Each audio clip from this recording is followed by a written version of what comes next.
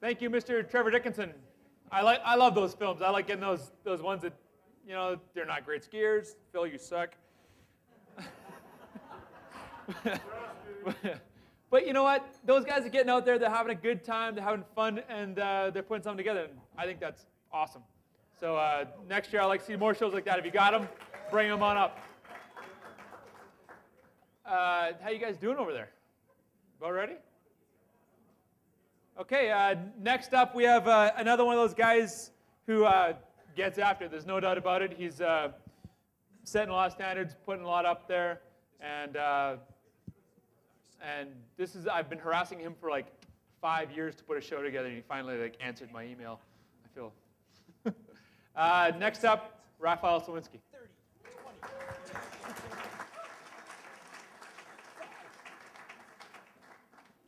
10 seconds. To what? Till I change the slide. So I thought these days it takes a little more than just climbing to be cool, and I've tried my hand at some extreme sports, but it is kind of bright, isn't it? There we go. But like I said, no TV programs from London have been calling me up about rappelling down waterfalls.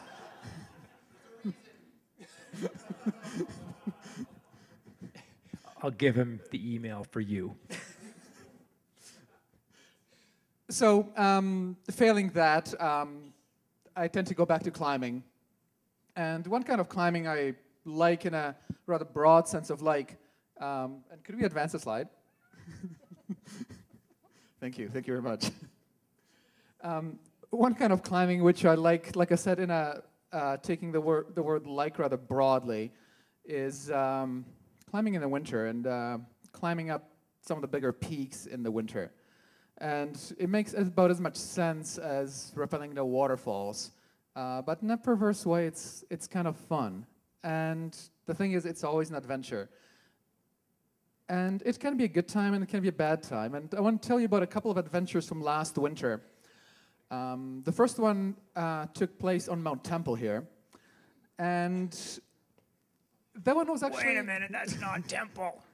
Yeah, that's Kefren. I named my daughter after that peak. I know it.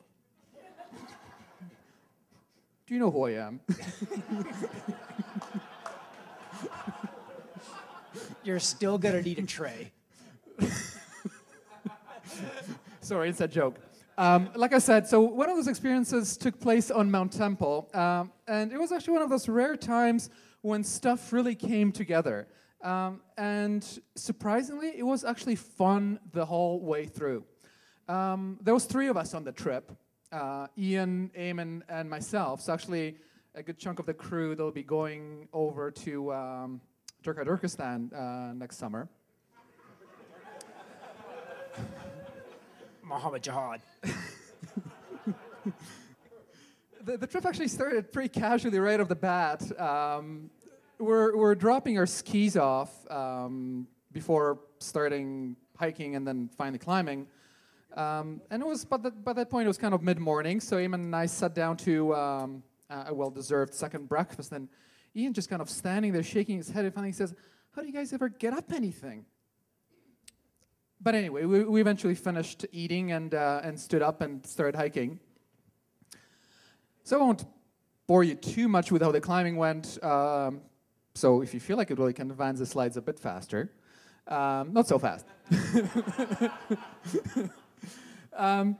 You know, climbing is climbing. You kind of stem over there and the dry tool here and plug some cams into this crack and nuts into the other one, and that's how it goes. The highlight was actually probably the nights. Not quite in white satin, but in a little green bibbler. The 3 of us squeezed together in there, Eamon radiating warmth like a rhinoceros in heat. Come to think of it, maybe that's not an image we want for that. Suffice it to say, the nights were hot and spicy. The food was really spicy. It did get, it actually did get kind of exciting. Our second day on Temple, we got to the last hanging belay just as the sun went down, and by the time all three of us were hanging at the belay like a bunch of grapes, the pins at the belay started shifting, something to do with that rhinoceros hanging off of them, perhaps. Good point. Are you volunteering? So anyway, that was motivation to get off my ass, or rather, I wasn't on my ass because I was hanging, but whatever. And actually start climbing and get up that last pitch. And then that was that. Next day we actually slept in, which you don't often do in an alpine climb. It's actually kind of pleasant. I recommend it. We slept in, we hiked to the summit, and then I was down to Loggins for afternoon tea. Like I said, it felt weird. It did not feel like winter alpinism, and I suppose maybe it wasn't because of that. It was just altogether way too casual. We're having fun through the whole thing. There was no stress. Now, a couple of weeks later, we were out doing something a bit different, this time on Kefren. And this time was a slightly different experience in the sense that this time things weren't always under complete control, which it seems like that's maybe the way it goes a little more often. This time it was maybe a little more atypical.